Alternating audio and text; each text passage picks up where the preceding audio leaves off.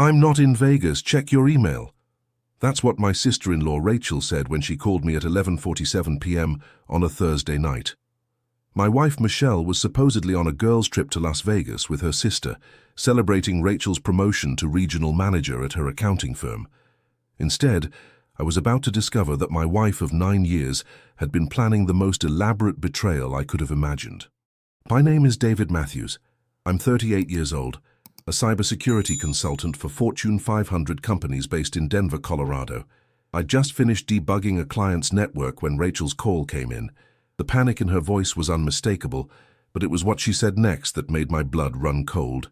"David, Michelle told you I was with her in Vegas, didn't she? I've been in Chicago all week for a conference. Check your email right now." I hung up and opened my laptop with hands that suddenly felt numb. Rachel's email contained 23 photos and a single line. "I'm so sorry, David. You deserve to know the truth." The photos told a story I never could have imagined. Michelle and her ex-boyfriend, Tyler, standing at the altar of the little white chapel. Michelle in a wedding dress I'd never seen before, Tyler slipping a ring onto her finger. The timestamp on the photos showed they were taken just 4 hours earlier. I stared at my computer screen for a long time, processing what I was seeing. Then I closed the laptop, walked to the kitchen and made myself a cup of coffee. I didn't call Michelle. I didn't text her. I didn't panic or rage or throw things. I just sat there, methodically planning what came next, because what Michelle didn't know was that her deception had just activated contingencies I'd been quietly preparing for months. Michelle and I met in 2014 at a cybersecurity conference in San Francisco. She was a marketing coordinator for our tech startup, smart and ambitious with an infectious laugh that drew people to her.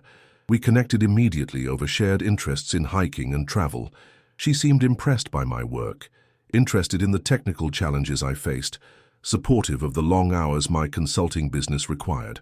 We married in 2016 in a small ceremony at a vineyard in Napa Valley. For the first 5 years, things were good. Michelle grew her marketing career, eventually becoming director of digital marketing for a mid-sized software company. I expanded my consulting practice, building a reputation for handling complex security breaches and corporate espionage cases. We bought a house in the Highlands neighborhood, traveled to Europe twice, talked about starting a family. Michelle was supportive when I had to work weekends, understanding when client emergencies pulled me away from dinner plans. She seemed proud of what I'd built, often telling people about the high-profile cases I'd worked on. The first crack appeared about 18 months ago when Michelle reconnected with Tyler Morrison on social media. Tyler had been her college boyfriend, the relationship that ended when she moved to San Francisco for work. Now he was divorced, living in Las Vegas, working as a casino marketing executive. "It's just old friends catching up," Michelle said when I noticed her texting more frequently. "You know how it is with college people." I did know, and I wasn't concerned initially. Michelle had always been social, maintaining friendships from different periods of her life, but the pattern shifted gradually. More late-night phone calls she'd take in another room, weekend trips to visit girlfriends I'd never heard her mention before, new clothes that never seemed to make it into our shared closet. 3 months ago, I noticed irregularities in our joint credit card statements. Small charges at first, restaurants in Las Vegas when Michelle was supposedly shopping locally, airline tickets for dates that didn't match her stated travel plans, hotel charges for weekend trips she claimed were paid for by her company. As a cybersecurity specialist, I'm trained to notice patterns, anomalies, things that don't add up. What I was seeing in our financial records looked like someone trying to cover their tracks, but not quite understanding how digital footprints work. I didn't confront Michelle directly.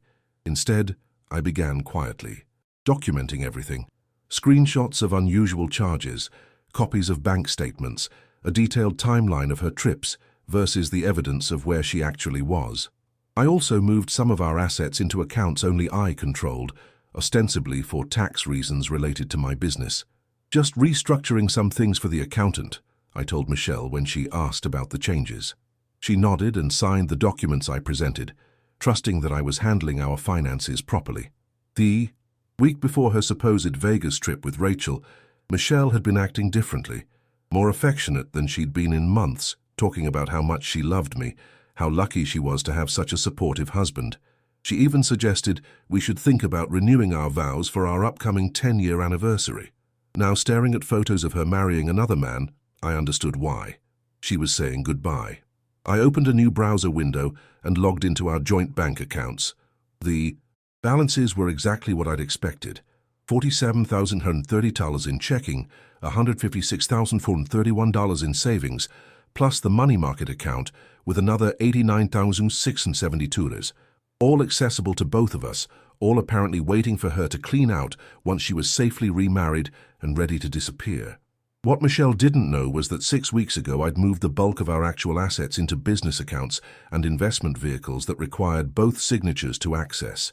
The accounts she could drain represented less than 15% of our total net worth. I called James Morrison, my attorney and former college roommate, at his home number. "Dave, it's midnight. What's wrong? Remember those divorce papers we discussed hypothetically last month? I need them real." "What happened?" I told him about the photos, about Rachel's call, about the financial irregularities I'd been tracking. James was quiet for a long moment. "You documented everything?" "Everything. Financial records, travel, discrepancies, communication patterns. Plus, I now have photographic evidence of bigamy." "Jesus, Dave, bigamy is a felony in Colorado. And if she empties your accounts, already handled. The accounts she can access are essentially decoys. Our real assets are protected." James's voice took on a professional edge. "I can file first thing in the morning. Given the evidence, we can request immediate asset freezing and potentially get law enforcement involved. Do it. All of it." After hanging up with James, I called Rachel back. "I'm so sorry, David. I didn't know until this afternoon when my mom called asking about my Vegas trip. When I told her I was in Chicago, she got confused. That's when I realized what Michelle had done." "How did you get the photos?" "Michelle's been posting them on a private Instagram account.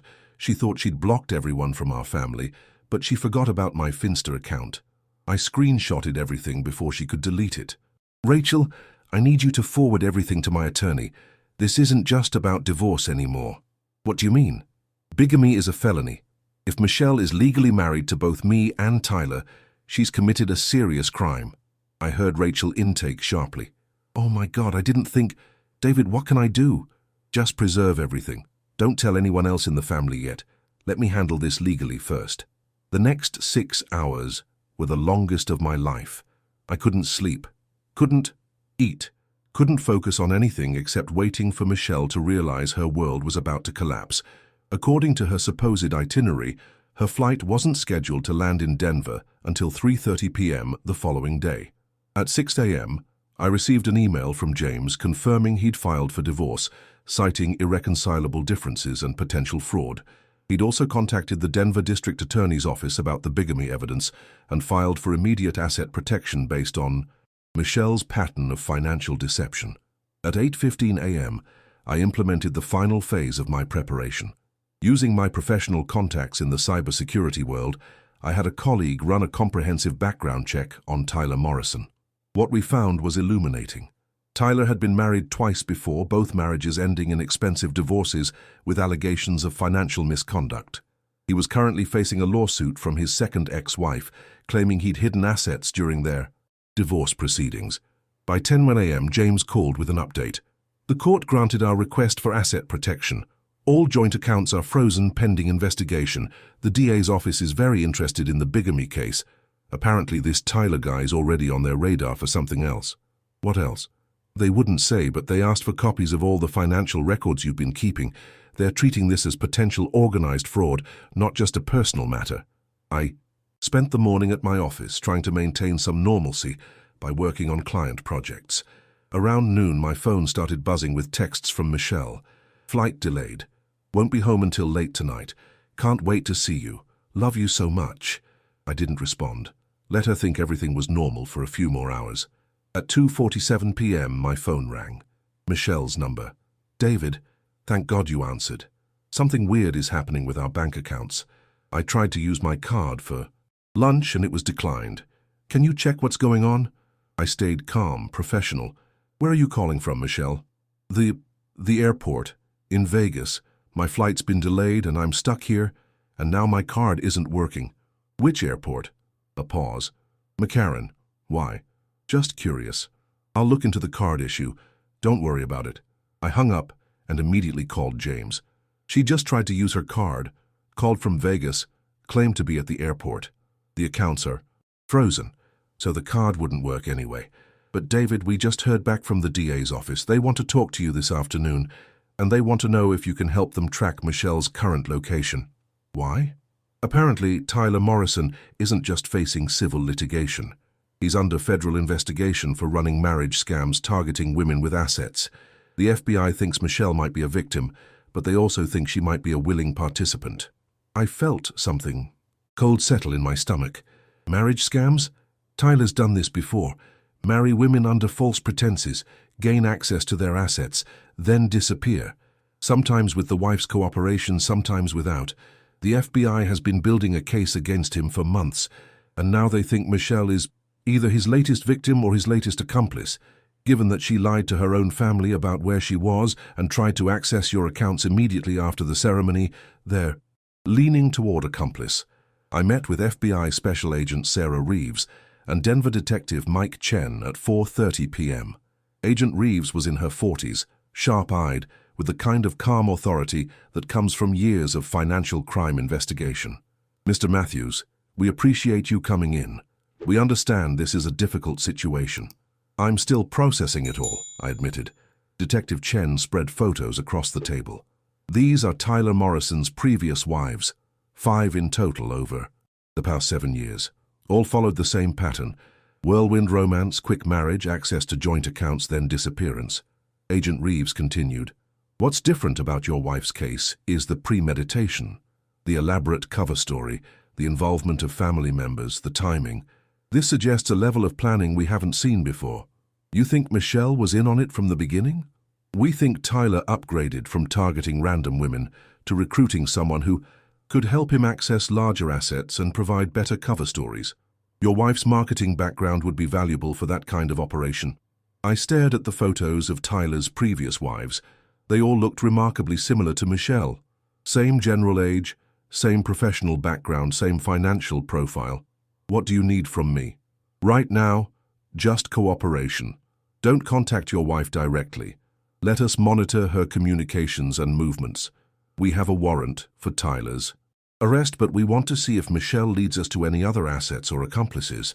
And if she's just a victim, Agent Reeves's expression softened slightly, then we'll do everything we can to help her, but the evidence suggests otherwise. I drove home in a daze, trying to reconcile the woman I'd married with the person being described by federal investigators. Had our entire 9-year marriage been an elaborate setup? Or had Michelle genuinely loved me until Tyler reappeared and offered her something better? At 7:23 p.m., Michelle called again. "David, I'm freaking out. My flight was cancelled and now all my cards are being declined. Can you wire me money for a hotel and a new flight tomorrow? Where are you staying tonight?" Another pause. "I found a cheap place near the airport, but I need money for a flight home. I'll see what I can do. The bank said there's some kind of system issue affecting multiple accounts." "Really? That's so weird. Okay, can you fix it by tomorrow? I'll work on it." After hanging up, I called Agent Reeves. "She's asking me to wire money, still claiming to be stranded at the airport." "Don't send anything. We're tracking Tyler's movements, and he's currently at a high-end resort in Vegas with someone matching Michelle's description. They're definitely not stranded." That night, I couldn't sleep. I kept thinking about the Michelle I'd fallen in love with, wondering how much of it had been real. The shared interests, the supportive conversations, the dreams we'd made together. Had any of it been genuine? At 3:14 a.m., my phone buzzed with a text from Michelle. "Got a room for the night. Flight's at 11 a.m. See you tomorrow evening. Can't wait to be home." I screenshot the message and forwarded it to Agent Reeves. The next morning, James called with news. "The court hearing is scheduled for Monday, but the criminal investigation is moving faster. The FBI executed search warrants on Tyler's properties this morning. They found evidence of at least 12 marriage scams going back 5 years. 12? Documents, false IDs, multiple marriage certificates. David, your wife had fake identification in Tyler's apartment. Driver's license with a different name, social security card, the works." I sat down heavily in my kitchen chair. She's been planning this for months. Longer than that. The FBI found communications between Michelle and Tyler going back over a year. This wasn't a spontaneous decision. At 2:15 p.m., Agent Reeves called, "We've arrested Tyler Morrison. He's in federal custody facing multiple fraud charges. Your wife is with him, but she's claiming she's a victim of his manipulation." "Is she under arrest?" "Not yet. We're questioning her, but she's sticking to the story that Tyler convinced her your marriage was abusive and that she needed to escape for her safety." "That's ridiculous." "We know. The evidence doesn't support her claims. But we need to be careful about how we proceed. If she's genuinely a victim, we don't want to prosecute an innocent person. If she's an accomplice, we need to build an airtight case." "What happens now?" "She'll probably be released tonight pending further investigation. We expect she'll try to contact you, probably with some story about being held against her will or being confused about what happened. And I should record everything. Don't agree to anything. Don't sign anything. Let your attorney handle all communication." Michelle called at 8:47 p.m. "David? Oh my God, I'm so confused and scared. Tyler. He did something terrible. He somehow got me to sign papers and I don't remember what they were. I think he drugged me or something. I'm at the police station, but they're letting me go and I just want to come home." Her voice sounded genuinely distressed, but I'd learned not to trust anything about Michelle anymore. "Are you okay? Are you hurt?" "No, I'm not. Hurt, just confused. David, I love you so much. Whatever Tyler made me do, it wasn't real. Our marriage is real. I just want to come home and explain everything." "Where are you now?" "At the airport. I'm flying home tonight. Can you pick me up?" "Of course. Text me your flight information." After hanging up, I called James. "She's coming home tonight. Claims she was manipulated. Doesn't remember signing papers. Don't pick her up alone. I'll meet you at the airport with a court." "Officer, whatever story she tells you, we need witnesses." I also called Agent Reeves, who confirmed Michelle had been released but was under surveillance. "She knows she's in legal trouble, but she probably doesn't understand how much evidence we have. Let her tell you her story, but don't commit to anything." At 11:30 p.m., I stood in Denver International Airport, watching Michelle emerge from the security area.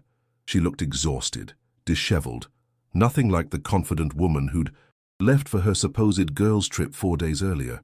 She ran to me, throwing her arms around my neck. "Oh God, David, I'm so sorry. I'm so confused about everything that happened. Tyler said terrible things about you, convinced me you were planning to leave me. I was so scared and hurt and I wasn't thinking clearly." James appeared beside us with a court officer I didn't recognize. "Michelle, I'm James Morrison, David's attorney. We need to talk." Michelle's face changed immediately, the emotional relief replaced by wariness. "I don't understand. Why do we need an attorney?" I stepped back from her embrace. "Because you married another man while you're still married to me, Michelle. That's a felony." For just a moment, I saw something flicker across her face. Not confusion or fear, but calculation.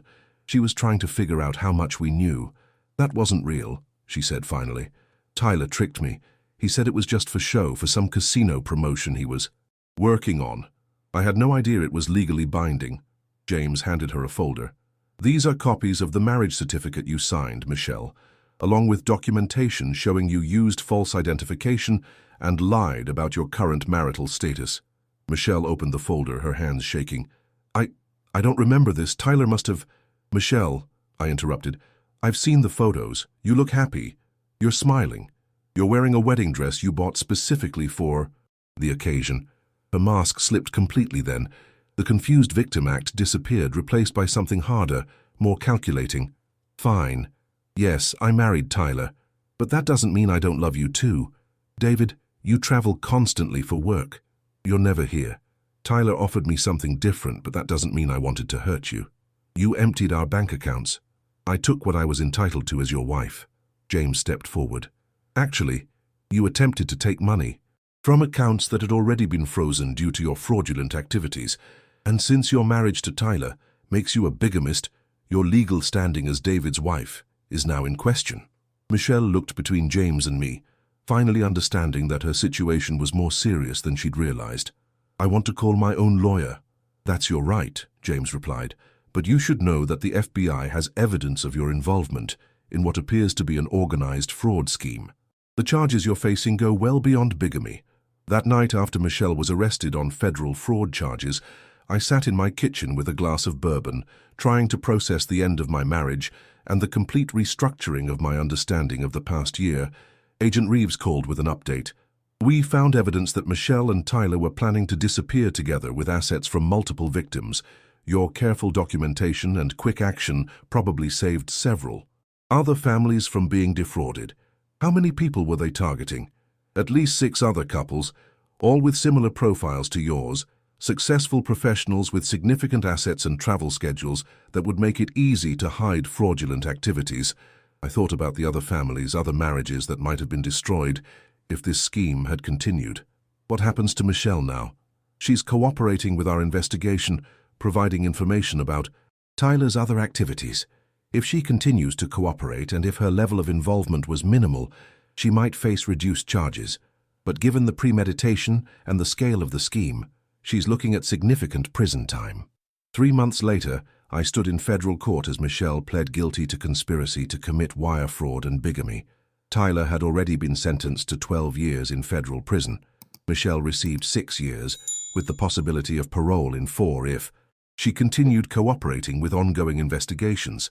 Before her sentencing, she asked to speak with me privately. David, I know you'll never forgive me, and I don't expect you to, but I want you to know that what we had in the beginning was real. I did love you. When did that change? I don't know. Gradually, I guess. Tyler made me feel like I was missing out on something, like I was settling for a safe, boring life instead of really living. And destroying multiple families was really living? Michelle looked down at her hands cuffed in front of her.